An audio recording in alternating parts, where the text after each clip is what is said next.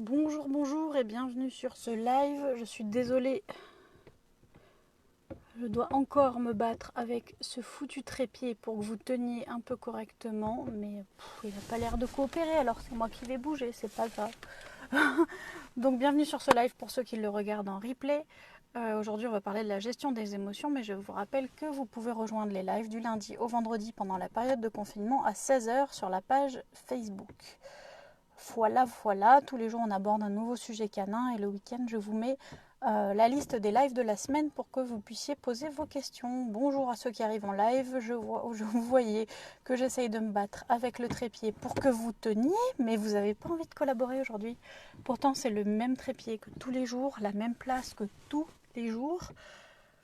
On va y arriver, attendez, je réessaye un dernier truc.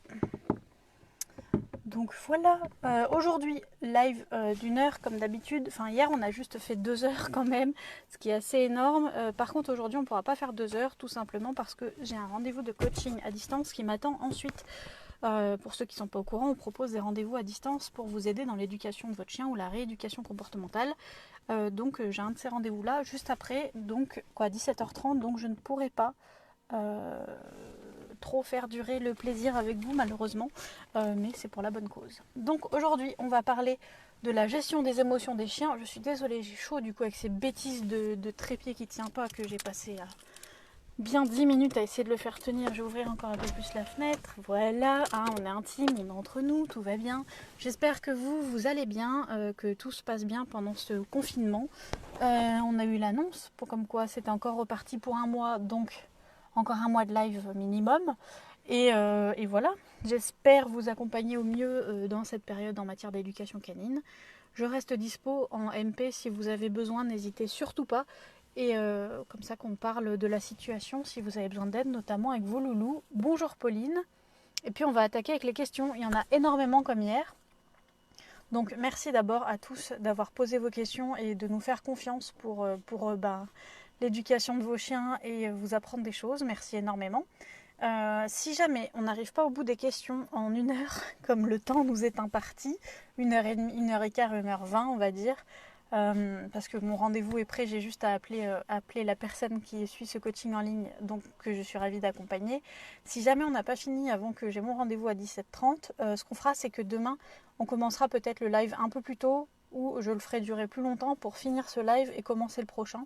Demain, le sujet c'est choisir un bon élevage, donc n'hésitez pas si vous avez déjà des questions à ce sujet à y réfléchir, à me les poser en MP, comme ça que je suis sûre de les avoir.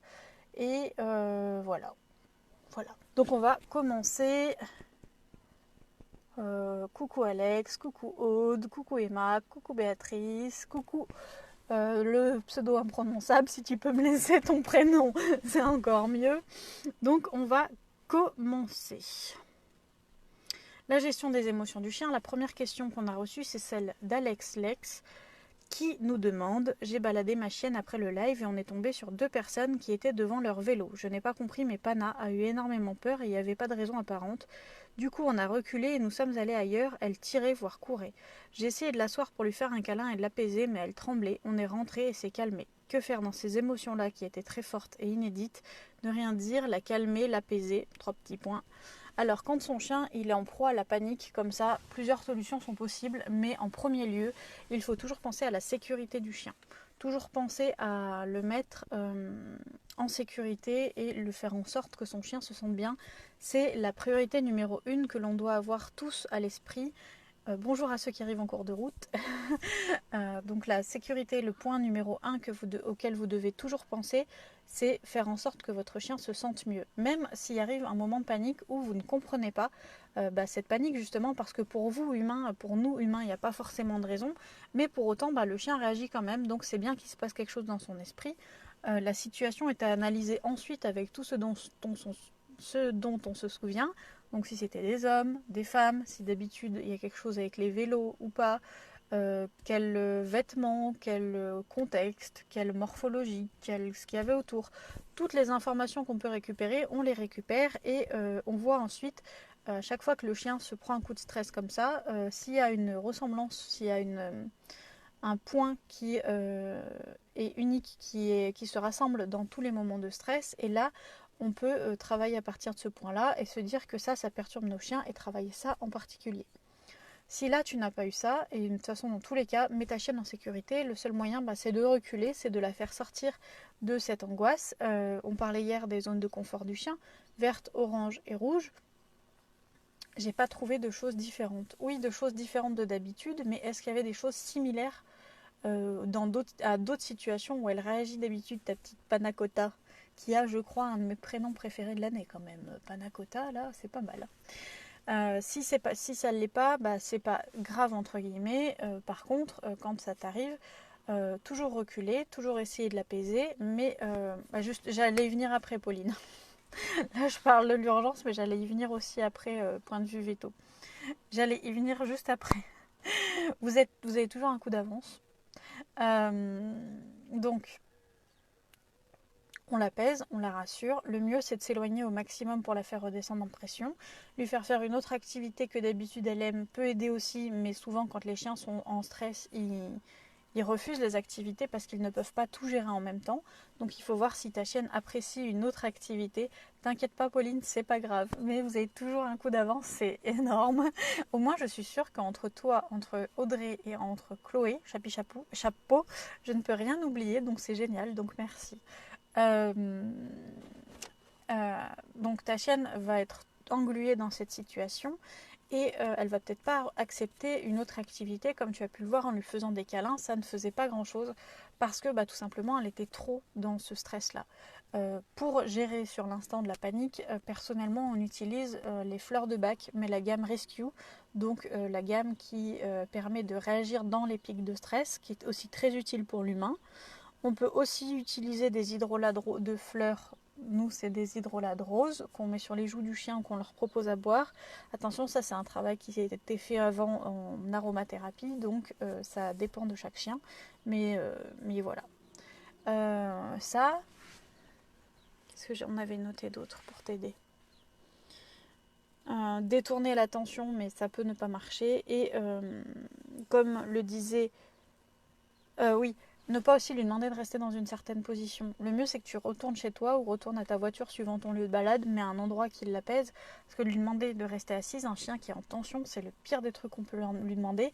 Que ce soit de la réactivité, comme on parlait hier, ou là, un pic de stress. On ne peut pas demander à un animal hyper nerveux, hyper stressé de rester assis sans bouger. C'est pas du tout un moyen pour lui de gérer ses émotions et de gérer la situation actuelle. Donc vraiment le mieux c'est de faire demi-tour, de repartir, de rentrer et si tu as du rescue sur toi pendant la balade, tu lui en donnes pour l'aider à redescendre. Les massages peuvent aider, mais c'est pareil, elle peut ne pas avoir l'idée pendant la balade, ne pas avoir envie et ne pas pouvoir en elle-même se détendre. Et comme le disait Pauline dans les commentaires, Panacota est jeune, mais ça ne ferait peut-être pas de mal de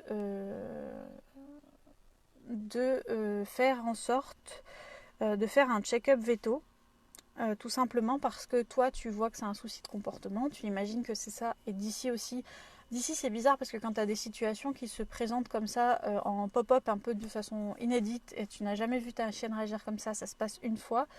Je sais que Lana, elle peut avoir des réactions un peu bizarres des fois parce que par exemple elle a une dysplasie de la hanche qui lui cause des douleurs. Alors maintenant ça va beaucoup mieux, mais quand elle était plus petite, ces douleurs ça faisait un peu comme des coups de jus et j'avais une chienne qui se prenait un coup de nerf d'un coup, mais parce que c'était pas du comportement, c'était de la douleur physique. Donc j'avais beau travailler en comportement, ça n'aurait rien changé parce que c'était une douleur physique. Par contre, du coup, tu peux faire un check veto, pas forcément pour de la dysplasie ou autre, mais juste pour vérifier que tout va bien. Généralement, les vétos conseillent pour ça et pratiquent une prise de sang pour voir que tout va bien à l'intérieur du chien. Et voilà. Donc, pensez au check veto quand vous avez un souci de comportement avec votre chien. C'est pas toujours quelque chose qu'on peut régler en comportement. En général, on le voit aussi notamment quand on n'a pas de progrès avec un chien, que vous êtes dans votre coin, que vous travaillez vous, votre chien, et que vous avez décidé de ne pas faire appel à un professionnel, eh bien, vous ne voyez pas de progrès, vous ne voyez pas d'évolution particulière. Il se peut que ce soit parce que tout simplement c'est un problème vétérinaire et pas un problème de comportement. Après, Panacota, elle a l'air quand même d'avoir des petits soucis avec la gestion des émotions justement. Donc je pense qu'il faut retravailler tout ça. Il y a peut-être quelque chose qui n'a pas été géré dans son environnement, quelque chose qu'on n'a pas vu, ou que je sais pas, peut-être quelque chose. Après, évidemment, je ne suis pas magicienne et je ne pourrais pas te dire directement ce qui s'est passé. Sinon, mon métier serait beaucoup trop facile. Mais voilà les pistes en tout cas qu'on peut te donner. Stécie, pourquoi tu fais pas tes lives sur Instagram? Comme ça, tu peux faire intervenir les autres personnes en même temps que toi.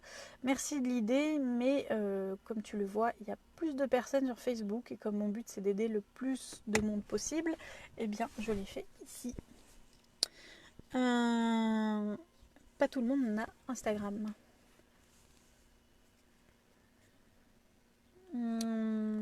Donc, j'espère t'avoir aidé, Alex. Salut Marie. Donc on va continuer avec la question de Amy Aventini. Alors j'ai un Malou de 3 ans qui ne gère pas ses émotions. Il ne sait pas jouer avec un autre chien. Les cours de dressage sont assez compliqués avec lui car il n'arrive pas à rester concentré. Se dissipe très vite, trop vite, à aboyer comme un fou et ne s'arrête pas. Les seules fois où je peux avoir quelque chose de lui, c'est seul, sans mon conjoint et dans un calme sans nom. Bref, on apprend à vivre avec. En balade, on n'ose pas le lâcher de peur qu'il y ait des dégâts. Donc lorsqu'on le lâche, très rare, c'est sur terrain avec visibilité énorme de tous les côtés. Bref, sinon c'est un amour. Merci de ta question, Amy, surtout que tu as été taguée par quelqu'un d'autre pour arriver sur la page et poser ta question. Donc tu ne connais certainement pas ce système de live, donc bienvenue parmi nous. Pour ton Malou, comme la question d'avant, je te dirais aussi de faire un check veto, vérifier que tout va bien. Mais trouver... Attends, je rassemble mes idées. Pour moi, il y a eu un petit micmac là-dedans, c'est-à-dire que tu as un chien qui ne gère pas ses émotions, mais pour autant qui suit des cours de dressage, comme tu le dis. J'aime mieux le mot éducation, mais bon, chacun emploie le mot qu'il veut. Donc ces cours d'éducation-là, il a du mal à les suivre, il s'excite vite, il se met à aboyer comme un fou sans pouvoir s'arrêter. Ça montre bien que là, qu'il y a, à mon sens, quelque chose qui ne va pas pour ton chien et qu'il y a, à mon sens, quelque chose qui ne lui convient pas. Et il y a un problème plus profond que l'éducation de base. C'est sûrement de la gestion des émotions, mais quand vous avez un chien qui a un problème avec la gestion de ses émotions, ne vous concentrez pas sur juste ce que vous voyez. C'est-à-dire que vous, ce que vous voyez d'un chien qui ne gère pas ses émotions, c'est un chien qui monte en pression, c'est un chien qui saute partout, c'est un chien qui aboie. Ça, c'est ce que vous voyez. Donc, beaucoup de personnes vont traiter les aboiements, les sauts. Seulement, ces problèmes-là font partie d'un problème plus profond qu'il faut traiter. Marie qui demande immersion. Je pense que surtout les choses sont allées trop vite. Je pense d'ici, les choses sont allées trop vite et au lieu de se concentrer sur l'éducation standard du chien, assis, couché, ce qu'on peut faire sur terrain, en club, ou avec un éducateur canin, avec tout chien dont les propriétaires veulent faire ça, ça, on va pouvoir l'apprendre plus tard et en plus beaucoup plus facilement quand ton chien aura appris à gérer ses émotions. Là, on voit que ça fait trop pour lui. Comme tu nous le décris, la moindre chose est trop. Donc j'irai aussi chercher du côté de son passé, savoir ce qui s'est passé, justement, savoir d'où vient tout ça, savoir ce qui lui est arrivé à ton chien pour en arriver à là. Mais ça a l'air... Ouais, Marie, je pense aussi que c'est des cours collectifs, évidemment. Le fait qu'il y ait d'autres chiens autour n'aide pas du tout. Il ne sait pas jouer avec un autre chien. Voir aussi s'il a les signaux d'apaisement, donc le langage canin. C'est le prochain programme qu'on sort chez Patent l'air, donc n'hésite pas à nous suivre pour ça. Mais sinon, tu tapes signaux d'apaisement, tu tapes plein de choses sur Internet. Si ton chien fait des signaux, c'est bon signe, mais vu que... Quoi, c'est bon signe. On peut leur réapprendre quand ils les ont pas. Mais je dirais qu'il y a un bug du côté des émotions, il y a un bug du côté du sens où tout ça est pris, parce que quand tu as un chien qui ne gère pas ses émotions, c'est quand même la base à travailler avant de lui demander un assis ou un couché. C'est hyper compliqué pour un chien de t'entendre, de t'écouter, de se gérer si il peut pas... Je suis vachement sombre, non? Si à côté de ça, il peut pas... comment dire? S'il ne peut pas gérer ce qui se passe en interne, il ne pourra pas se concentrer sur ce que tu dis. Et tu dis que les seules fois où tu peux avoir quelque chose de lui, c'est seul, sans ton conjoint et dans un calme absolu. Pour moi, ça montre que il a du mal à gérer aussi tout ce qui l'entoure. Donc vraiment, Si tu as besoin d'aide, n'hésite pas à passer en privé pour ton chien, on peut en parler ensemble. Si tu veux un suivi particulier, on fera un suivi particulier, mais on peut en parler. D'ailleurs, c'est valable pour tout le monde. Si vous voulez parler des cas de vos chiens, n'hésitez pas à passer en privé, on est disponible. Mais là, tu dois trouver la cause, savoir s'il a toujours eu ces comportements, parce que là, tu as un Malou de 3 ans, mais je ne sais pas si tu l'as depuis toujours et s'il a toujours réagi comme ça. Mais en tout cas, pour moi, un cours d'éducation standard ne sert pas à grand chose avec un chien comme ça, parce que au contraire, ça va être encore pire. Ça va être encore pire par le fait qu'il y ait des chiens. Attendez, j'augmente la luminosité parce que je vois rien. J'espère que vous, ça va, le son et l'image de votre côté. Ça va être encore pire parce qu'avec un chien qui ne sait pas se gérer, il ne pourra pas apprendre ce qu'on veut lui apprendre tout simplement. Donc ne cherche pas forcément tout de suite à lui apprendre à s'asseoir, à se coucher, parce que tu vois que c'est compliqué, mais apprends-lui plus profondément à gérer ses émotions. On va y revenir pendant le live. Certains ont demandé quels exercices et tout ça, donc on va revenir directement sur l'exercice à ces questions-là. Mais pour l'instant, suivre son rythme et augmenter progressivement les stimulations. Tu apprends quelque chose à ton chien, comme le rappel chez toi toute seule. Et ensuite, tu augmentes les stimulations en passant par exemple dans ton jardin toute seule, puis avec ton conjoint qui est d'abord un peu loin, puis qui se rapproche, puis petit à petit tu augmentes les stimulations comme ça pour l'aider à gérer la situation. Si tu vois qu'à un moment il ne réagit plus, qu'il ne répond plus à tes demandes, c'est que tu es allé trop loin, donc il faut revenir à l'étape précédente. Et voilà. J'espère avoir répondu à ta question. Je ne suis pas sûre que tu sois sur le live, mais en tout cas, j'espère avoir répondu à ta question. Nathalie Fernandez. En balade, avec mon chien attaché, il est ingérable dès que l'on croise un autre chien, même s'il est loin. Comment faire pour qu'il se calme? Merci. Première des choses, allez sur le live d'hier, qui sera ce soir en replay sur YouTube, qui concerne les chiens réactifs. Donc déjà, première chose, voir tout le live sur le chien réactif, car comme je le disais, on a juste fait 2 heures sur ce thème, et ça peut concerner ton chien. Donc vraiment, rue-toi sur ce live. Ensuite, sinon, tu dis avec ton chien attaché, donc peut-être que c'est différent quand il est détaché. La laisse coupe le langage canin dont je vous parle depuis tout à l'heure, coupe les signaux d'apaisement. Ça peut être une piste. Je te dis pas de balader ton chien tout le temps détaché, mais de travailler exclusivement sur cet aspect de la laisse. Ensuite, ce qu'on fait, c'est que, comme je vous l'ai dit hier, on trouve la cause. C'est-à-dire qu'on ne va pas traiter pareil un chien qui a peur, un chien qui est angoissé, un chien qui est stressé, ou un chien qui est frustré, ou un chien qui a envie d'aller voir le copain, ou un chien, peu importe la raison. On va pas traiter tout ça pareil. Mais en tout cas, ce qu'il faut retenir, c'est que le chien a une zone de confort autour de lui, qui est divisée elle-même en 3 zones, verte, orange et rouge. Ce qui était déjà là hier, ça va vous rabâcher dans les oreilles, mais écoutez, il y en a besoin. Donc la zone verte, c'est la zone la plus éloignée du chien, celle où quand ton chien est là-bas, il peut voir un autre chien sans réagir. Cette zone peut être très éloignée de l'autre chien, donc, mais c'est pas grave. Elle peut être très éloignée, ça dépend de chaque chien. Mais ton chien, il peut regarder sans réagir, tu es en zone verte. Tu avances, ton chien commence à bloquer, ton chien commence à voir ce qu'il y a en face et il t'entend encore, mais il bloque un peu, mais il n'est pas complètement bloqué et il t'entend encore. Donc là, tu es en zone orange. Tu continues à avancer, ton chien pète des plombs, ton chien tire, aboie, hurle, crie à la mort, montre les dents, tout ce que tu veux. Là, tu es en zone rouge. En zone rouge, la seule solution est de reculer. Cette zone rouge est juste la zone qui montre à ton chien qu'il doit surréagir pour faire fuir ou fuir lui-même. Là, c'est pour faire fuir l'autre chien en face. Donc on recule et on retourne en zone orange et quand on travaille la réactivité d'un chien, on travaille entre la zone verte et la zone orange, parce que si tu restes en zone verte, ton chien, il le sait déjà, le faire en zone verte lui qui ne réagit pas, donc ça sert à rien.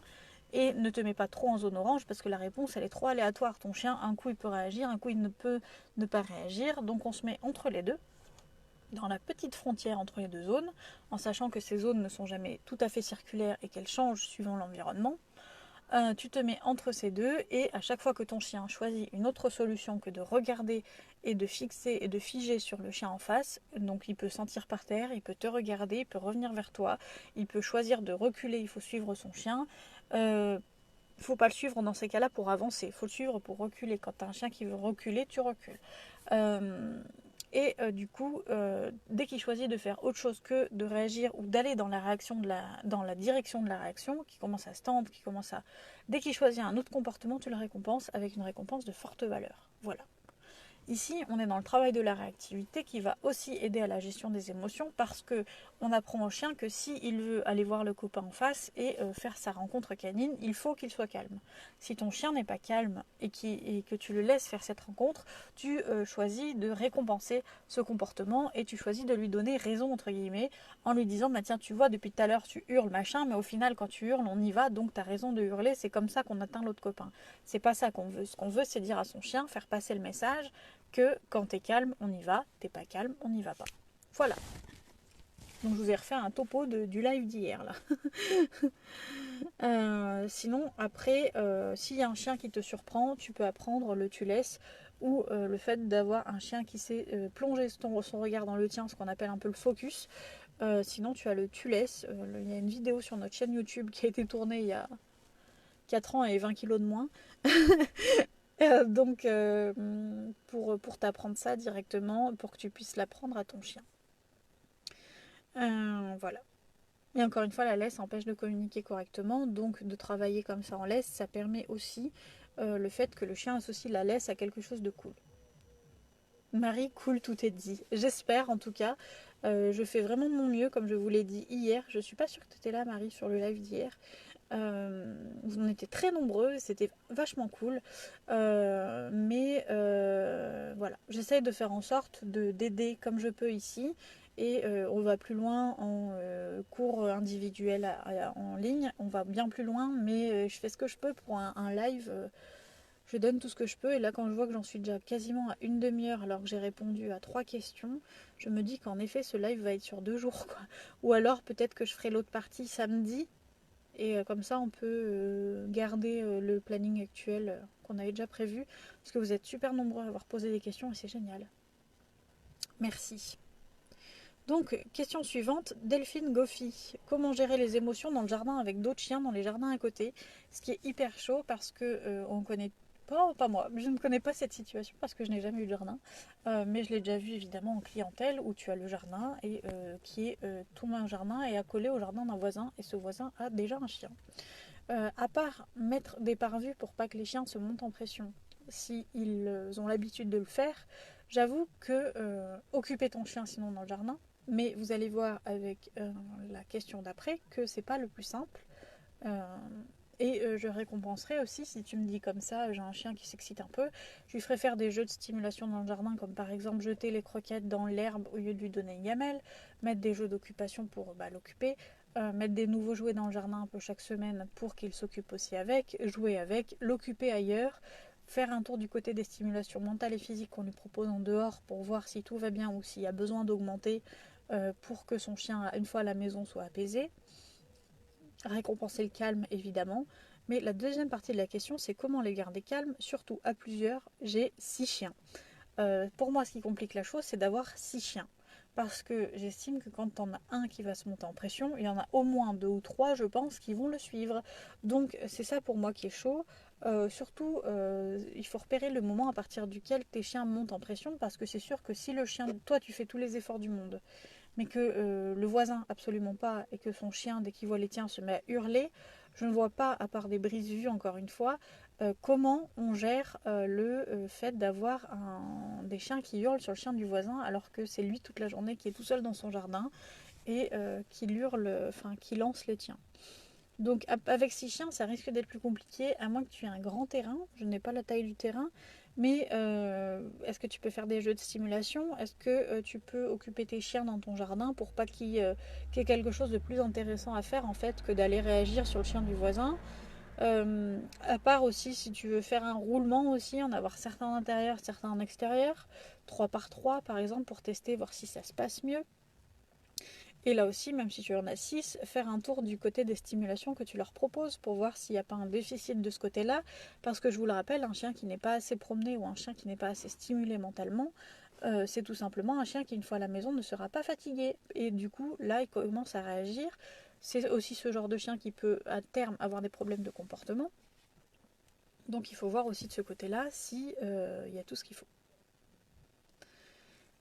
Pardon, le hockey, et voir, comme je te le disais, ce qui déclenche cette montée en pression, parce que si c'est le chien du voisin, si c'est le fait de le voir, je sais pas ce qui se passe sur mon téléphone, je suis désolée, on dirait que j'ai mis un filtre. Alors que non, j'ai pas mis de filtre. Mon téléphone, il fait des trucs très bizarres aujourd'hui avec la luminosité, avec les filtres, avec tout ça, non? Attendez, vous allez peut-être vous foutre de moi parce que peut-être ça va mettre un filtre. Non, j'ai pas de filtre. Non, non, non. Je n'ai rien. Donc bon, j'ai cru qu'il y avait un filtre, ça faisait tellement bizarre. J'espère que ça ne l'a pas fait chez vous. Mais du coup, oui, si ce qui déclenche tes chiens, c'est le fait que le chien du voisin arrive et aboie, ou arrive ou aboie tout court. Peut-être déconditionner ça, mais j'avoue qu'avec 6 chiens en même temps, ça va être compliqué. Donc faire un roulement, prendre un chien par un chien, 2 chiens par 2 chiens, ça c'est comme t'es à l'aise. Chapi chapeau, bonjour très tôt, très en retard. Noémie qui dit on te voit très bien. Bah écoute, il n'y a que chez moi que ça fait ça. J'avais l'impression d'être un peu en cartoon, tu sais. Donc bon, tant mieux. Question suivante de Sandrine. Moi, j'aimerais l'aider à canaliser ce trop-plein de bonheur folie quand quand on arrive dans la pièce. Elle saute, elle lèche, c'est une petite brute qui peut nous faire tomber. Les chiens qui sont trop surexcités quand on arrive dans la pièce, c'est quelque chose d'assez courant, c'est quelque chose qu'on voit assez souvent. Je te dirais en premier d'ignorer quand elle fait ce comportement parce que à chaque fois que tu vas la récompenser, quand je vous parle de récompenser, c'est toucher, parler, sourire, savoir une interaction avec le chien, ça peut être une récompense pour lui, ça peut le motiver à continuer un comportement, donc on évite tout ça, on évite toute interaction avec son chien dans ces moments-là et on travaille ça. On peut faire demi-tour et s'en aller, on peut récompenser quand elle s'arrête, parce que notamment les sauts, tu te mets de dos, tu croises les bras, tu regardes le ciel, enfin tu gardes un petit œil sur ton chien parce que quand elle pose les 4 pattes au sol et qu'elle cherche une autre solution, parce que c'est ce qu'elle va faire, même si ça peut être très long, c'est ce qu'elle va faire, tu peux la récompenser à ce moment-là pour lui faire voir que là, c'est le bon moment. Tu peux aussi faire tomber des friandises par terre au moment où tu rentres pour la rediriger vers le sol. Et tu peux aussi lui apprendre à la place de sauter. Par exemple, quand tu arrives dans la pièce, on a appris à une multitude de chiens à s'asseoir. Quand on ouvre la porte d'entrée, que ce soit une commande pour le chien pour qu'il s'asseye. Au lieu de dire assis, l'ouverture de la porte d'entrée fait en sorte que le chien s'asseye. Voilà. C'est un signal gestuel pour apprendre un assis. Seulement, comme c'est l'ouverture de porte, tu n'as rien à te dire. Une fois que c'est fait, c'est acquis, c'est voilà. Tu récompenses ton chien et voilà. Mais ça peut être très pratique pour quand tu rentres des courses, que tu as ton chien qui veut te sauter dessus, eh bien il est habitué à ce que quand tu ouvres la porte, il s'asseye, donc il le fait. Voilà. Elle peut attraper nos habits vers nos épaules. Pfiou, ouais, j'imagine que c'est un petit requin. Donc dans ces cas-là, ce que tu peux aussi faire, est-ce que tu as tenté de lui jeter des friandises ou quelque chose qu'elle adore vraiment beaucoup, comme ça la redirige au sol et voilà, ça lui montre que l'entrée n'est pas forcément signe de saut et tout ça. Sinon, ce que tu peux faire avec un chien qui saute, c'est aussi repartir et la laisser 2 minutes toute seule parce que c'est trop quoi. C'est trop. Et ta deuxième partie de ta question, c'est aussi lui apprendre à tolérer cette laisse. Quand ça lui prend, elle la mord et la promenade devient pénible. Je la libère quand je suis plus en sécurité avec moins de stimuli. Voilà, merci d'être là, à demain. Merci à toi d'être là. Les chiens pour apprendre la laisse, on part tout le temps d'une ficelle par exemple qu'on met au collier ou au harnais à la maison pour après plus tard agrandir et mettre la laisse. Mais c'est pas inné pour tous les chiens de supporter la laisse et chez beaucoup d'entre eux il faut faire cet apprentissage d'avoir quelque chose qui les retient parce que c'est pas inné. Sandrine, non jamais essayé, je lui demande de s'asseoir et ça a pas l'air de marcher du coup comme tu me poses la question. Donc tu devrais essayer ou prendre ton mal en patience quand elle saute, mais ça va durer quelques jours. Après, elle va avoir ce déclic quand elle aura compris. Et dès qu'elle pose les 4 pattes par terre, donc tu te tournes et tout ça, tu l'ignores au maximum. Et dès qu'elle pose les 4 pattes par terre, tu la récompenses avec quelque chose d'extra méga bon, parce que ça aura encore plus de valeur vu que ce sera arrivé d'elle-même. Donc pour cette laisse, comme je te le disais, c'est pas inné pour tous les chiens de supporter une laisse, c'est quand même une sacrée contrainte qu'on leur met. On peut pas avoir une vie sans contrainte, ça je suis tout à fait d'accord, mais il faut aussi comprendre que ça fait pas partie de leur naturel d'avoir une laisse. Donc certains chiens sont gênés par ça et du coup se mettent à la mordre. Ça peut être aussi un truc de jeu, de chercher un truc pour jouer et d'avoir ce truc qui pendouille là, donc c'est vite attrapable et on peut vite tirer dessus. Il faut faire aussi attention avec un chiot, ça peut arriver dans les moments où le chiot fatigue, donc il libère un peu toute cette énergie sur la laisse, ou le fait qu'elle n'est pas à l'aise à certains endroits, qu'elle ne soit pas à l'aise à certains endroits, elle peut réagir aussi comme ça à ce moment-là. Tu peux lui apprendre à laisser cette laisse. Là, c'est quelque chose que tu vas faire toi-même. Ça va être un apprentissage. Comme je l'ai dit juste avant, il y a la vidéo sur la chaîne YouTube de Pattes en l'air pour savoir comment on fait. Si tu as besoin, n'hésite pas à passer en privé pour un suivi. Je suis tout à fait disponible et c'est tout à fait le genre de problème entre ça, tes sauts et le reste. C'est tout à fait des choses qui se travaillent en suivi à distance, notamment. Mais il faut aussi la récompenser quand tout se passe bien. Rien que de dire un petit mot à ton chien quand elle ne mord pas la laisse, alors pas un truc excitant, dans le sens oh oui c'est bien, oh oui c'est bien, oh oui c'est bien, c'est super, machin, mais oui juste c'est bien fifi, des choses comme ça, des petites papouilles pour lui montrer qu'il n'y a pas besoin de s'énerver pour que tout se passe bien. Voilà. Euh, Pareil, quand ta chienne tire, ça peut être pour une raison où elle cherche le tir-tir, de jouer au tir-tir avec toi. Donc là, dans ces moments-là, il faut aussi éviter de la récompenser en tirant de ton côté, en hurlant, en disant mais lâche ça, sale bête. Ça surexcite encore le chien. Le mieux dans ces cas-là, c'est d'enlever la tension qu'il y a dans la laisse en donnant du mou à la laisse. Il y a des endroits où moi, quand Lana était petite, j'étais en sécurité, donc même je lâchais la laisse, tout simplement parce que si ton chien cherche à faire le tir-tir et qu'il n'y a pas ce fameux tir-tir, eh bien ton chien n'a plus l'intérêt de tirer sur la laisse et petit à petit le perd. C'est la façon dont on procède pour éteindre un comportement. On fait en sorte que la récompense n'arrive plus, peu importe quelle qu'elle soit, et pour que le chien n'ait plus cet intérêt à produire ce comportement. Tinette qui a raté le début, c'est pas grave. C'est pas grave, tu l'auras en replay. Question suivante de Karine Kalena. Recoucou, je me permets une autre situation si vous avez envie aussi de la traiter demain. M'a dit à chaque fois qu'elle voit quelqu'un arriver à la maison ou tout simplement descendre des escaliers depuis l'étage où elle n'a pas accès, va chercher un coussin du canapé et fait des allers-retours avec dans sa gueule. J'ai essayé l'ignorance, échanger avec un de ses jouets, dire pas toucher si j'arrive à voir et intervenir quand elle se dirige choper le coussin, des fois ça marche. J'ai enlevé les coussins plusieurs jours, bref, elle a besoin de prendre un coussin pour gérer son émotion de voir quelqu'un arriver. Donc comment on fait là dans ce contexte? Petite, elle a eu fait des pipis de joie mais sur une courte période, m'a dit il y a 3 ans, merci beaucoup. Le premier truc qui nous est venu quand on a... Merci de ta question déjà, Karine. Le premier truc qui nous est venu quand on a lu ta question, c'est pourquoi ne pas lui laisser un coussin où elle aurait le droit. Parce que j'avoue qu'il y a des problèmes de comportement qui sont très chiants. Je ne peux pas le dire autrement, et qui doivent être réglés, parce que ça met en danger la vie du chien, ça met en danger la vie de la famille, ça met en péril la vie de la famille, ça met du stress à tout le monde. Là, oui, on est les premiers à vous aider et à faire de l'éducation canine pour ça et travailler le comportement canin pour ces situations-là. Ça, c'est évident qu'on va pas laisser un chien en détresse. Cependant, un chien qui prend juste un coussin sur le canapé pour l'amener, je la vois bien comme ça, m'a dit remuer son arrière-train pour accueillir quelqu'un, je la vois bien faire ça. Mais pourquoi pas lui laisser un vieux coussin à l'endroit où elle prend l'autre, mettre un vieux coussin qui est réservé juste pour ça, ou lui laisser un autre objet à la même place qui est autorisé celui-là et la récompenser quand elle a celui-là. C'est-à-dire ignorer quand elle prend le coussin, mais lui apprendre à prendre ce jouet-là pour faire ça. Au pire, si vraiment il n'y a pas de vieux coussin et tout ça, bah, lui donner un autre objet autorisé et la laisser faire. On voit qu'elle elle a l'air d'apprécier faire ça, ça a l'air de lui apporter quelque chose, ça a l'air d'être devenu chez elle un truc. Mais pour moi, c'est pas un problème de comportement. Pour moi, c'est juste un chien qui a une façon de s'exprimer, mais pour moi, il n'y a aucun danger. Donc, je serai à ta place, je lui laisserai un autre objet. Marie qui dit j'ai pensé à la même chose, lui laisser le coussin, Kinette, la mienne la même chose mais avec ses peluches. Voilà, oui souvent c'est avec les peluches, donc pourquoi pas essayer de lui mettre des peluches et de faire en sorte qu'elle les apprécie pour qu'elle choisisse d'amener, par exemple, de rajouter des peluches et d'enlever les coussins quelques jours pour qu'elle choisisse la peluche à amener. Même les miennes, si elles ont un jouet et qu'elles me voient arriver, elles vont ramener le jouet. C'est complètement canin comme comportement et il n'y a pas de problème là derrière pour moi.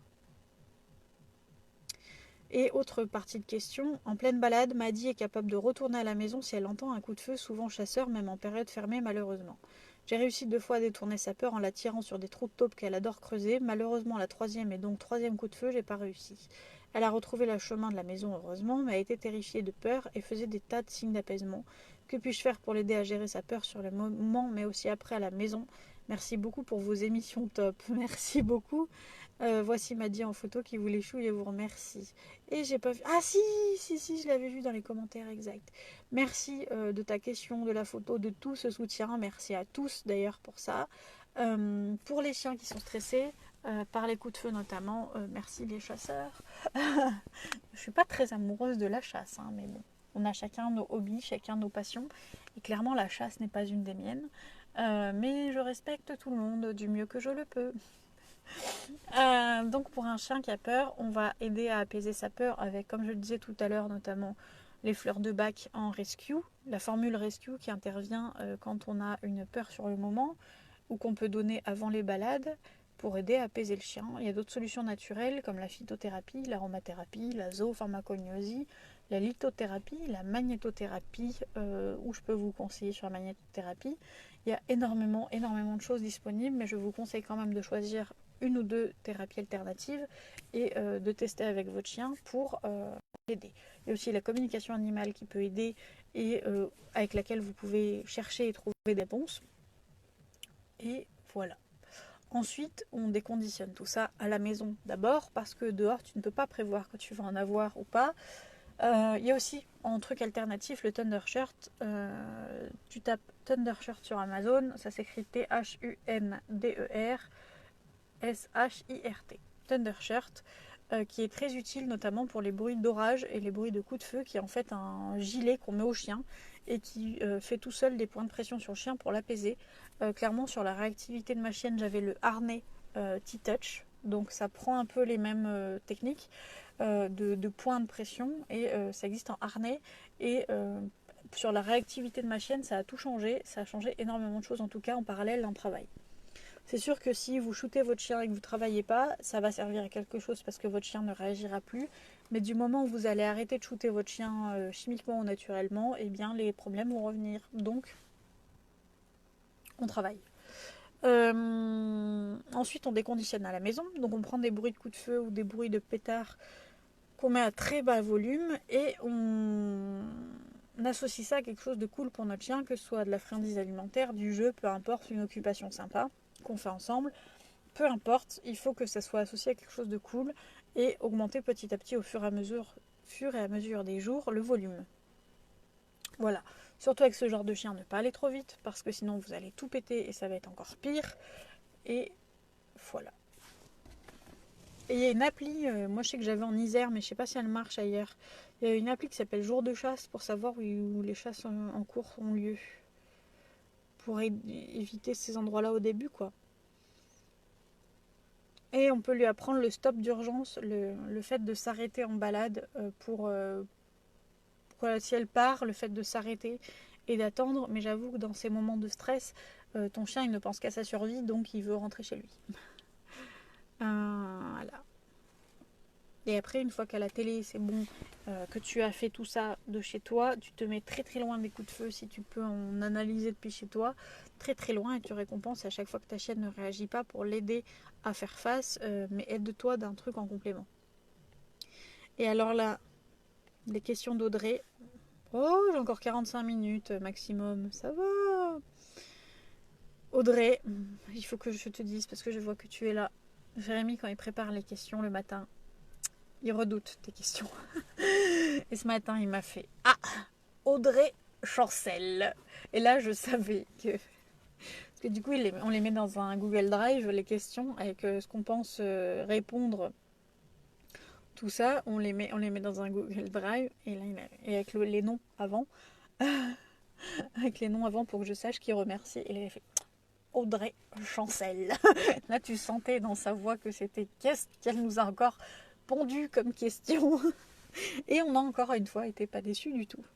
Chapi Chapeau, donc Chloé qui demande quelle technique pour l'apprentissage du stop d'urgence. J'en avais parlé dans un des lives, la première semaine je crois des lives, mais je vais le répéter ici pour tout le monde. Alors attention, je l'ai conseillé là, mais c'est sûr que, comme je le dis, avec l'emprise des émotions, c'est pas du tout assuré que ça marche. Par contre, ça peut servir à tous les chiens. Le stop d'urgence, pour moi, je te dis stop d'urgence parce que je l'utilise que en cas d'urgence. mais c'est stop tout court. Et je la prends d'abord en laisse et je marche avec le chien, je m'arrête. Si le chien s'arrête en même temps, je le récompense et on continue. Pareil, je continue à marcher, je m'arrête. Si le chien s'arrête en même temps, je récompense. Pareil. Donc au début, le chien est tenu en laisse assez courte pour qu'il se concentre sur nous. Après, petit à petit, on détend la laisse, on fait le même exercice. À chaque fois que le chien s'arrête en même temps que moi, je le récompense. Et ensuite, petit à petit, je prends une longe, j'augmente la taille de la laisse comme ça.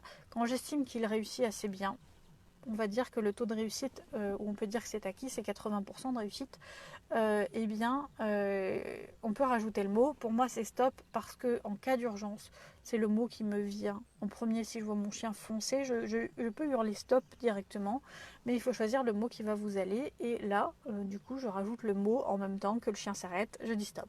Voilà. Et après, je fais l'inverse, je dis stop et le chien s'arrête, je le récompense. Voilà, j'espère que c'est clair. Audrey qui dit ça y est, il en a marre, je vais me taire maintenant, je vais envoyer des questions avec le profil d'une amie, #incognito. Non, il en a pas marre, mais c'est juste que tu lui fais retourner le cerveau le matin comme ça, parce qu'il prépare ces questions-là avant midi, du coup il est souvent avec son café le matin, et il dit bon allez, je fais les questions pour le live. Et là, voilà, Audrey, ce matin, le Audrey Chancel. Ta première question était pas la plus facile. Quelles émotions primaires ressentent les chiens?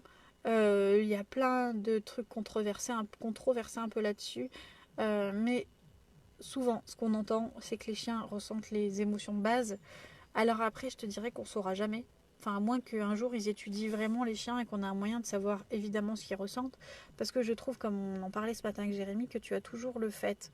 Est-ce que ton chien ressent vraiment ça? Ou est-ce que c'est nous où on fait une part d'anthropomorphisme et on se dit il ressent ça parce qu'il réagit comme ça? Parce que c'est comme les personnes qui pensent que parce qu'un chien remue la queue, il est content. Eh bien non, si vous pensez ça, c'est pas forcément parce qu'un chien remue la queue qu'il est content. Donc, comme on voit que beaucoup transposent leurs émotions sur le chien, est-ce que on ferait pas tous un peu ça? On sait pas, on sait qu'ils sont capables d'éprouver des émotions, des sentiments, mais lesquels en particulier? Voilà. Donc les émotions primaires, joie, surprise, dégoût, peur, colère, tristesse, à valider avec des études scientifiques. J'avoue que j'en ai pas lu encore. Si vous en avez, n'hésitez pas à me les envoyer. Y a-t-il d'autres méthodes que l'apprentissage des autocontrôles et de la frustration pour apprendre un chien à gérer ses émotions? L'article du Relax de Sinotopia est juste énorme pour apprendre un chien à garder le calme et à gérer ses émotions. Et à part les autocontrôles, travailler sur les sources de frustration et de surexcitation. Peux-tu nous donner des petits exercices pour travailler les autocontrôles? Faire des jeux d'excitation, mais les faire à un niveau très bas et les arrêter et les redémarrer pour que ton chien puisse savoir s'arrêter. Donc on y va très progressivement. Lui demander d'attendre dans certaines situations pour augmenter les stimulations aussi, comme par exemple les chiens qui tirent en laisse, c'est lui demander de se contrôler que de s'arrêter, de ne plus tirer pour redémarrer. Les chiens qui sautent quand la gamelle arrive, c'est leur demander de se contrôler que de ne pas donner la gamelle tant que le chien est surexcité. Les chiens qui voient qu'on prépare la laisse et qui se surexcitent quand on prépare la laisse, on ne part pas en balade tant que le chien est surexcité. C'est une façon de se contrôler. Tout ce que vous allez demander à votre chien, à chaque fois que vous allez demander à votre chien, oh bordel de bordel, à chaque fois que vous allez demander à votre chien d'être calme dans une situation où il ne l'est pas, ça va travailler son contrôle de lui-même. Chapi, ils ressentent l'injustice, on a reproduit l'étude lors d'une émission de télé, c'était top. Ah mais, attends, c'est ça que j'avais vu où ils comparaient avec des enfants et avec des chiens? J'avais vu une émission de télé où ils faisaient une étude parallèle entre la réaction d'un gamin de 2-3 ans et la réaction d'un chien. Je sais plus si c'était sur ce sujet. Hésite pas à nous en parler plus en détail, Chloé, de cette injustice. Alex qui dit j'ai l'impression que ma chienne s'ennuie et est triste, mais c'est un peu le faciès du dog argentin, comment savoir si elle est bien? Un chien qui est bien, ça se voit quand tu la balades, ça se voit quand elle a envie de faire des choses, ça se voit qu'elle a envie de partager des moments avec toi. La dépression et tout ça existe chez le chien. Par contre, les chiens dépressifs sont généralement des chiens qui restent dans leur coin et qu'on a beaucoup de mal à faire bouger quand même. Ouais. Chloé qui dit c'était l'émission du monde de Jamie. Ah, faudrait que je la retrouve. Eh bien voilà, je me souviens pas d'enfant de l'émission mais de singe.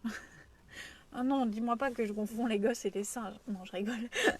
Mais dac, bah, j'ai pas vu celle-là. Je me souviens d'un truc où... Ah, je sais plus ce que c'était. Mais faut que je regarde ça du coup.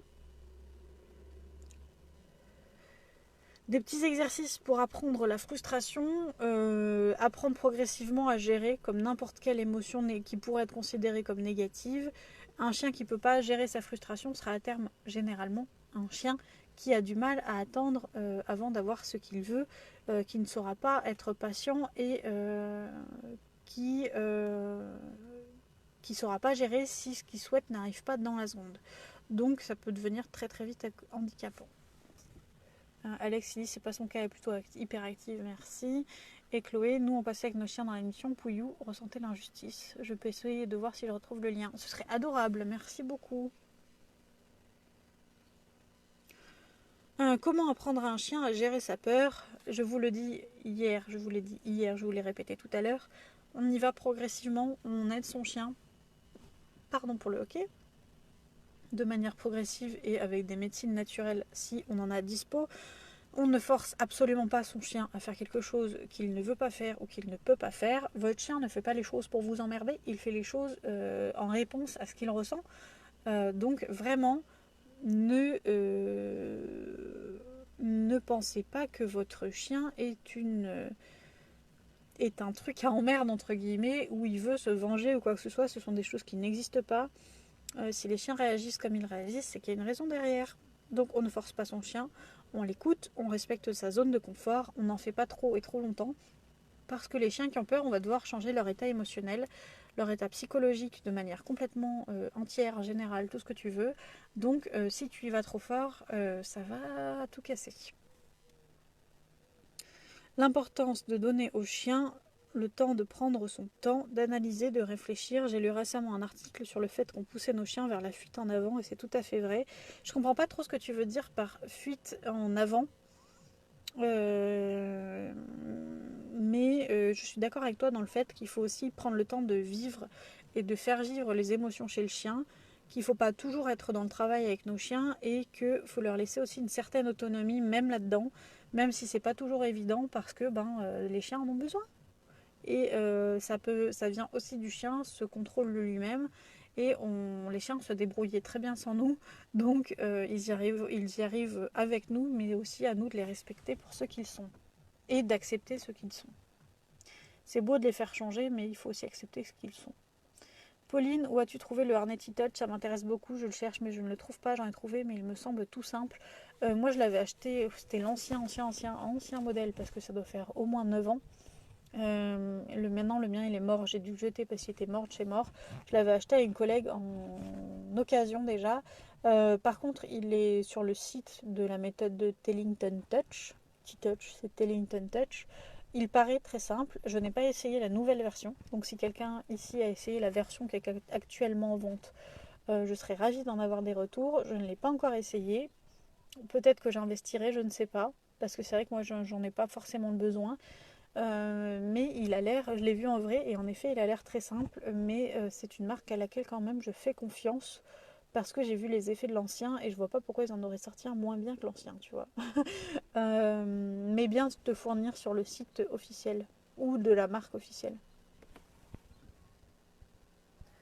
Oui, on demandait à un chien de donner la patte sans avoir la friandise, alors qu'à côté l'autre avait une friandise quand il donnait la patte, et à terme celui qui n'avait pas la friandise arrêtait de donner la patte, et l'interprétation avait été que le chien sans friandise ressentait l'injustice. Je suis pas hyper d'accord avec la conclusion. Ok. Ok, je l'ai pas vu cette truc, je serais ravie de la voir. Audrey qui dit les pousser en avant en accélérant face aux trucs qui font peur ou générer des émotions. Ah oui, alors que oui, en effet, il faut prendre le temps de travailler chaque chose et juste de fuir les émotions et fuir le contexte où chaque émotion se produit, ça ne sert finalement pas à grand chose. Attendez, je me rhabille. Voilà, vous êtes ravis de le savoir. Mais bon, vous me voyez gigoter dans tous les sens, donc... Happy de la touille, ça fait plaisir de te voir ici. Le lien d'une partie de l'émission, cool, merci beaucoup. Farah, j'ai eu que ton commentaire où tu marques étoile, elle est distribuée. Donc j'avoue que j'ai pas eu l'autre. Marie qui dit moi j'ai le nouveau. Ah Marie, tu nous dis donc ce que tu en penses parce que c'est avec plaisir que du coup je partagerai ton avis pour dire aux autres ce que tu en penses. On a reproduit cette étude à l'antenne mais avait été faite par des éthologues. Ok. Pauline, pas d'accord non plus, il arrête tout simplement parce qu'il n'y voit plus l'intérêt. Bah oui, j'avoue que s'il n'a pas de friandise, c'est ce que je vous dis, l'extinction d'un comportement, il faut arrêter de le récompenser, mais si on veut qu'un comportement se reproduise, il faut le récompenser pour qu'il se reproduise. Donc si tu ne récompenses pas un comportement, c'est sûr que le chien va s'arrêter, parce que il n'y aura plus d'intérêt. Mais attention, quand tu as appris un comportement à ton chien et que tu l'as assez récompensé, tu n'as pas besoin de le récompenser toute la vie pour qu'il se reproduise. Oui, c'est ça, et puis du coup, plus de motivation. Bah ouais. Pauline qui demande, tu l'as trouvé où? Je pense que tu parles du Arnetty Touch. Faut se fournir sur le site officiel. Tellington Touch. La méthode Tellington Touch. C'est dur à dire. Hein. Bref, et ta deuxième partie de cette question, je crois, c'était à force de tout anticiper pour nos chiens, est-ce que finalement ce n'est pas nous et nos réactions qui poussent nos chiens à l'hypervigilance et nous encore qui les foutons dans la merde émotionnellement? Je pense que l'humain est en grande partie responsable de ce qui se passe chez nos chiens. Attention, je dis pas ça pour vous faire culpabiliser, moi-même je suis en partie responsable de ce qui arrive à mes chiens et de l'état dans lequel elles peuvent se trouver des fois, mais tout dépend aussi du chien, de son passé, de sa génétique, de l'environnement dans lequel il évolue. On peut anticiper sans forcément être en hyper-vigilance, mais ça s'apprend. C'est pour ça que quand on est en éducation canine, le mieux c'est pas d'éduquer seulement que le chien, mais l'humain aussi. Il y a beaucoup de situations où c'est l'humain qui rend les choses difficiles, mais il faut faire un travail sur soi. Et l'éducation canine, c'est aussi un travail sur l'humain. Mais c'est sûr que si tu stresses avant ton chien, ça n'améliore pas les choses. Je suis d'accord avec votre analyse aussi, c'était le sujet de l'émission et vendu comme ça pour le titre du sujet. Ok. Cool. L'importance d'offrir à son chien des balades de détente émotionnelle, encore une fois vue pendant la formation partage émotionnel faite en novembre. Voici le lien vers son article, il faudra que je le partage. Sinon des balades silencieuses ou juste en forêt loin des stimulus déclenchants où on ne va rien avoir à demander à son chien pour lui permettre de souffler de son environnement quotidien. Je pense que ça devrait faire partie de la vie de tout le monde de proposer à son chien des moments de chien. Des moments où on lui fout la paix et des moments où il est lui-même et il n'a pas de questions à se poser et on ne lui demande rien. Les balades silencieuses sont un super truc pour ça, c'est que vous arrivez en forêt, vous détachez votre chien et vous ne lui demandez rien, à part urgence, vous lui demandez rien du tout. Il va faire ce qu'il veut, c'est-à-dire pas, évidemment il va pas aller bouffer les moutons du voisin, hein, évidemment, mais il va suivre ses pistes, il va faire son truc et vous aussi vous allez faire votre balade de votre côté et ces balades silencieuses sont hyper enrichissantes pour tout le monde. C'est important d'avoir un temps pour tout, je suis d'accord qu'il faut apprendre des choses à nos chiens, mais il faut aussi arrêter de trop intellectualiser la chose, il faut aussi vivre avec son chien pour vivre avec son chien, il faut aussi vivre avec son chien pour qu'il ait des moments de chien et tout simplement faire en sorte que tout se passe bien dans sa tête aussi et pas spécialement que en le surstimulant. Voilà. L'importance des activités masticatoires, mentales, olfactives, recherche, etc. pour qu'il puisse s'apaiser. Toutes ces activités-là de dépenses mentales vont faire en sorte que le cerveau du chien s'apaise. Donc toutes ces activités mentales vont faire du bien au chien. Elles vont faire du bien aux chiens qui en ont besoin, comme les chiens anxieux, stressés, réactifs, tout ce que tu veux, mais elles vont aussi participer à l'équilibre de n'importe quel chien, même un chien qui ne rencontre pas de soucis de comportement. C'est important de lui apporter ce genre d'activité pour limiter justement le risque qu'un problème de comportement survienne. Ça fait l'équilibre de tout chien, quoi. La mère et la fratrie peuvent-elles avoir une incidence sur la capacité d'un chien à gérer ses émotions? La génétique peut avoir une incidence, le fait de l'environnement dans lequel le chien évolue a une incidence, l'enfance du chien a une incidence, tout peut avoir une incidence, en tout cas énormément de choses peuvent avoir une incidence. Donc oui, ça va dépendre d'énormément de choses. L'élevage du chien, on va en parler demain, peut jouer énormément. Souvent les problèmes de chiots qu'on rencontre viennent des conditions d'élevage, et quand tu es éducateur dans un canin dans une région bien particulière, tu le sais parce que tu sais que c'est toujours les mêmes noms d'élevage qui reviennent pour toutes les problématiques. En Isère par exemple, je ne veux pas dire de nom parce que je ne suis pas là pour ça, mais quand on tombe sur un berger blanc suisse en éducation canine, on sait, j'ai eu peur, excusez-moi. Et quand on tombe sur un berger blanc suisse en éducation canine, on sait qu'il y a de les chances pour que ce berger blanc suisse présente tel ou tel trouble de comportement comme de l'hypervigilance et une activité pas du tout normale. On sait que ça vient tout du même élevage, et ça par contre c'est honteux, messieurs dames. Je tiens à le dire que ces personnes-là qui font de l'élevage ne méritent pas du tout le titre d'éleveur, parce qu'un éleveur, à mon sens, doit respecter son chien et doit faire en sorte qu'il grandisse dans de bonnes conditions pour leur future famille, parce que pas du tout toutes les familles sont armées pour gérer ce genre de situation. Alors le problème c'est que j'en ai pas eu l'utilité, désolée, pendant mon stage j'ai acheté plein d'accessoires, mais au final à part les bandages je vais pas vous aider. Pas de soucis Marie. Alex y a dit: ma chienne a été séparée pendant son élevage de ses frères et sœurs car elle les mordait et a vécu avec sa mère sans sa fratrie, ça a pas dû l'aider. Bah non, parce qu'en fait ça fait partie du truc de d'apprendre à, quand on fait mal à l'autre, d'apprendre à se stopper. Ça fait partie des jeux de fratrie, ça. Mais aussi une maman chien qui est en détresse émotionnelle pendant sa gestation, ça va aussi participer, et elle peut évidemment transmettre ça à ses chiots. Sur un chien comme Loki, donc le chien d'Audrey, comment lui apprendre à gérer ses émotions de manière autonome pour qu'il puisse apprendre à mieux gérer la solitude, les changements d'environnement. Je pense que tu lui proposes déjà des jeux d'intelligence, récompenser des moments de calme, lui faire voir l'environnement différent mais en suivant son rythme, multiplier les moments positifs dans différents endroits, les moments de décharge et de détente dont tu parlais, une aide en naturel à côté, mais ça, Phyto, tu t'es déjà fait aider, un travail quotidien, mais limité dans le temps, donc quelques minutes par jour pour pas trop surcharger le chien, et surtout beaucoup de courage et d'amour, on pense très fort à vous deux. Travailles-tu la peur de la même manière que l'excitation? Non. Parce qu'un chien qui a peur, on va l'encourager à dépasser sa peur, à être en confiance, et à prendre confiance en lui et aux autres pour pouvoir se dépasser et aller vers ce qui à la base faisait peur, tout en s'assurant que le chien n'a plus peur quand il y va, hein, évidemment. Qui a montré qu'il peut faire confiance aux humains, qu'il n'y a aucun danger. On va changer son état émotionnel, on va récompenser à chaque fois qu'il va vers sa peur de lui-même. Mais l'excitation, on va juste lui montrer qu'il n'y a aucun intérêt à être dans cet état émotionnel, que ça ne lui apporte rien, qu'il y a bien plus d'intérêt à être calme, et on va recommencer à chaque fois qu'il fait quelque chose dans le calme à le récompenser, et on va ajouter des stimulations à son rythme. Comme la peur, ça par contre ça ressemble à la peur, on va ajouter des stimulations à son rythme. Comment gérer une anticipation de l'émotion? Par exemple, un chien qui anticipe la possibilité qu'on aille vers un endroit où il y a l'objet de sa peur, et donc on commence à avoir peur avant même que l'objet soit en vue, parfois même avant même que l'on soit engagé dans la direction potentielle de l'objet de sa peur. Ouais, c'était Loki, mais on a déménagé, hein, il va mieux. Tu me dis, si tu as un chien qui est excité et qui a peur en même temps, on gère comment? Cette excitation-là peut venir de la peur, concentre-toi sur la peur. Voilà. Concentre-toi sur l'émotion la plus handicapante. Là, ton chien, il n'est pas bien quand il a peur, donc on se concentre sur la peur. Donc, comment gérer une anticipation de l'émotion, donc notamment les chiens au portail, et que ton chien il sait où se trouve chaque chien de la rue, donc il va se monter en l'air avant. On travaille de façon très très très progressive, on observe ses signaux d'apaisement et on vérifie qu'il en fasse. On prévoit un autre lieu de balade dans un premier temps si c'est possible.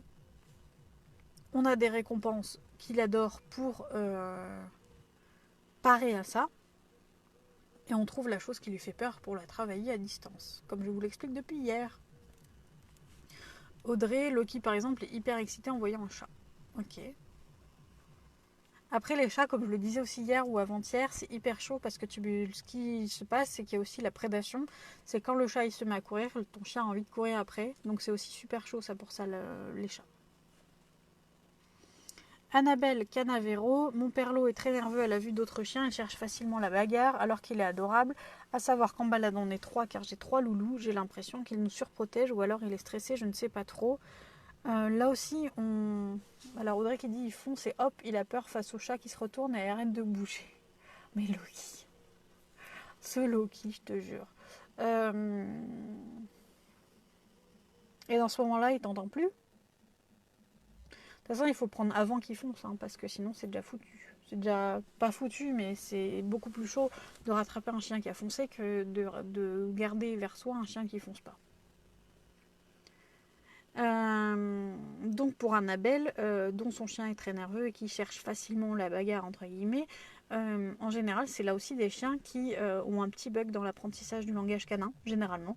Donc vérifier s'il produit des signaux d'apaisement, trouver la raison, est-ce que c'est une peur, est-ce que c'est une mauvaise expérience, etc. Les raisons peuvent être multiples et s'il y a besoin d'aide, n'hésitez pas à passer en message privé, c'est avec plaisir que je vous aiderai. Mais on fait une balade avec lui aussi tout seul, voir s'il a les mêmes comportements, parce que là tu dis que tu as 3 chiens, donc voir s'il a le même comportement quand il est tout seul ou pas, en sachant qu'à chaque fois qu'on dit que le chien protège, généralement celui que le chien protège, c'est lui-même, parce que le chien peut se servir à soi-même de ressources. Donc quand ça peut être une espèce de protection de ressources où le chien se protège lui-même. Et on récompense à chaque fois qu'il peut être normal quand il y a des chiens. C'est un peu ce que je vous dis depuis hier aussi, travail de la zone de confort, travail à distance et récompense quand il y a les bons comportements qui se présentent. Question suivante, Audrey Picot. Bonjour, super, c'est un sujet qui m'intéresse beaucoup. Désolée pour le pavé, j'imagine que les autocontrôles aident pour travailler la gestion des émotions. Oui.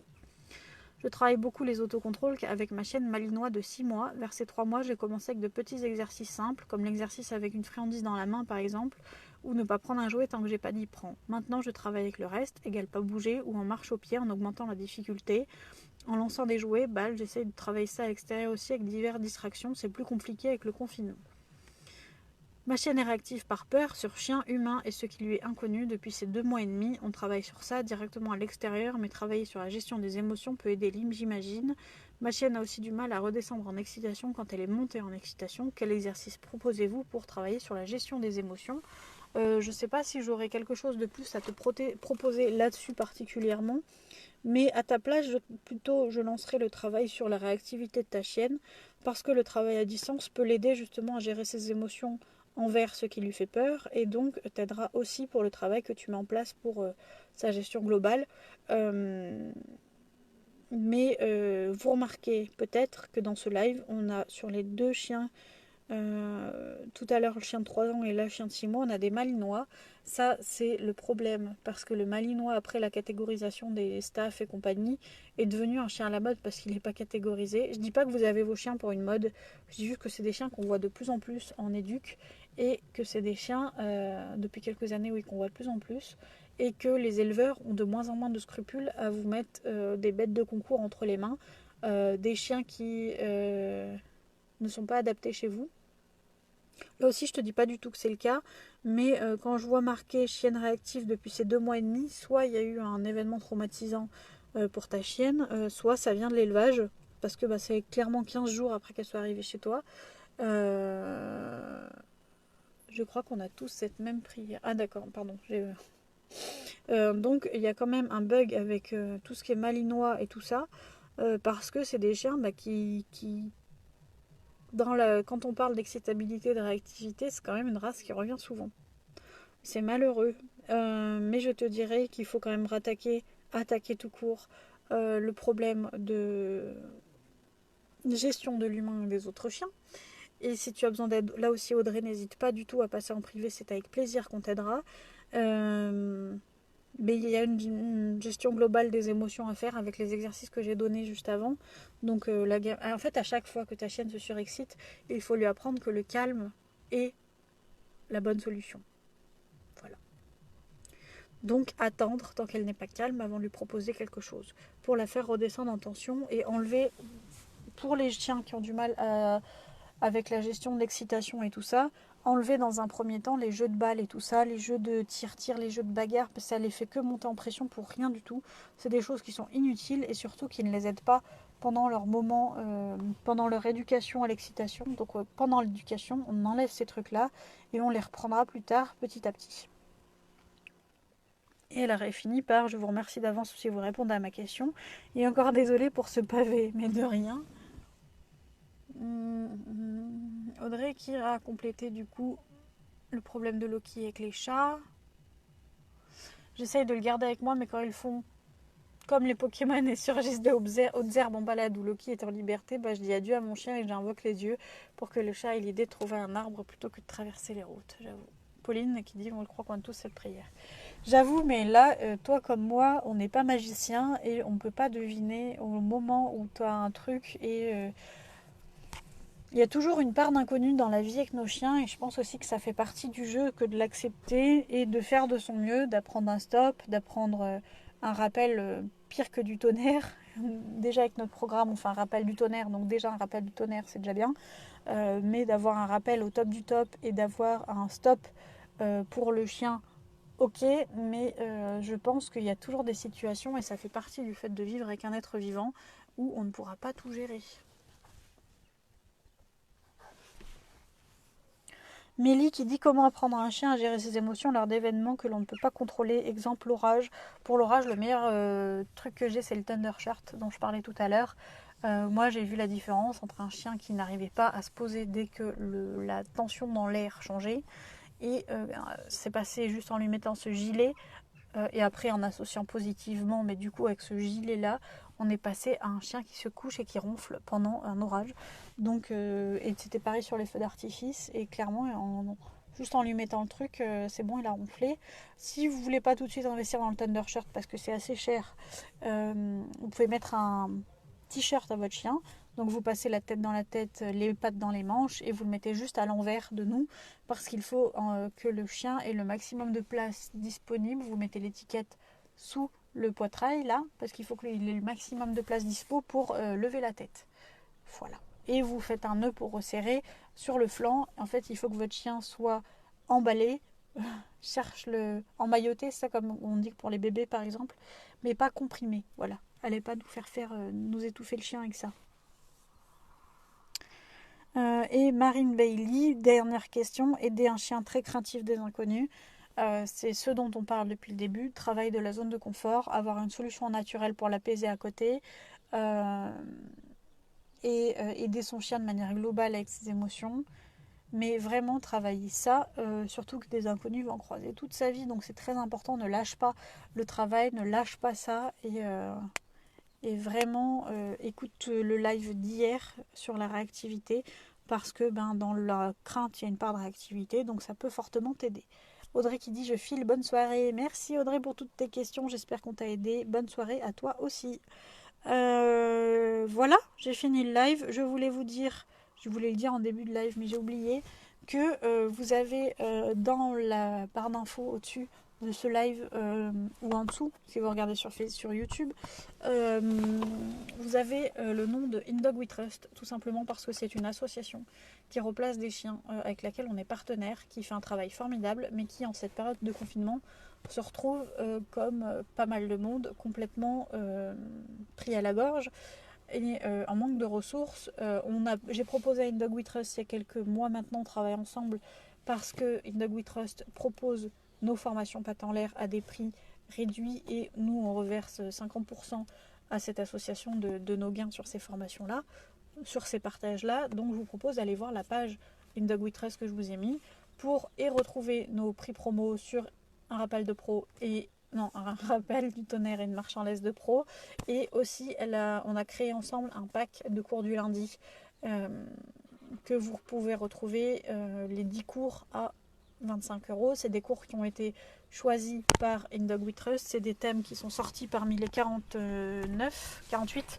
Donc si vous voulez faire une bonne action en apprenant des choses pour vos chiens et tout en soutenant une association parce que 50% de tout ça est reversé directement à In Dog We Trust, n'hésitez pas à aller leur filer un coup de main et dites-leur bonjour de ma part. Voilà, parce que c'est tout simplement une association rhône-alpine que j'adore et j'ai hâte de retourner en Isère, en Rhône-Alpes, notamment pour rencontrer en vrai. Marie qui dit merci pour ce live, Claudine qui dit bise, merci. Merci à vous d'être là. Demain on se retrouve avec le thème choisir un bon élevage. J'espère encore une fois que je vous ai aidé avec ce live. Je vous souhaite à tous une très très bonne soirée. Je vous fais d'énormes bisous. Si vous avez des questions comme d'habitude, n'hésitez pas à passer en privé. Je suis là pour vous répondre. Décidément le ok, voilà. Je peux connaître ton prénom. Je m'appelle Bérangère. Noémie qui dit merci pour tes conseils et ce temps offert. Merci à vous de suivre ça. Voilà.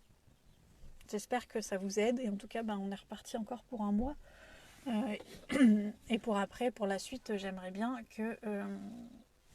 je pourrais pas continuer à faire des lives tous les jours, je pense, quand on reprendra. Même si là, nous, notre activité ne s'est pas du tout arrêtée, mais quand on va... oui, c'est Bérangère. Quand on va reprendre la vie normale, je pense que, comme tout le monde, va vouloir aller faire des balades avec les chiens et travailler tout ça avec nos chiens et travailler aussi en extérieur. Donc, je pense pas qu'on puisse faire des lives encore après le confinement aussi souvent qu'aujourd'hui. Ou peut-être à une autre heure. Et puis même vous allez reprendre le boulot un jour, mon petit. Hein. Donc, je pense par contre qu'on fera des vidéos plusieurs fois par semaine sur YouTube.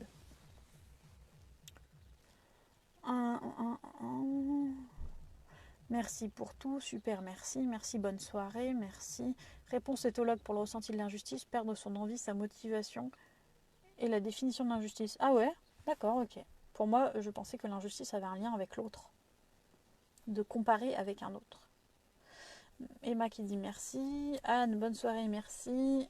Chapi chapeau, l'étude se fait d'abord avec d'abord, on teste que le chien s'est donné la patte avec et sans friandise, puis on met un second chien. Ah, ok. Eh bien, je regarderai cette étude et je me ferai ma propre idée. Je vous en ferai un retour si ça vous intéresse. Merci, bonne soirée, nous dit Béatrice. Merci à tous. Moi, je file de ce pas faire un coaching et ensuite des coms animales. D'ailleurs, c'est pour ça qu'aujourd'hui, j'étais peut-être un peu plus calme qu'hier parce que j'ai fait des coms animales juste avant. Donc, je suis assez cool. Je vous fais à tous de très très gros bisous. Si vous avez besoin d'aide, n'hésitez pas à passer en message privé. On reste à votre disposition et on vous fait de très gros bisous. À demain. Bonne soirée. Salut!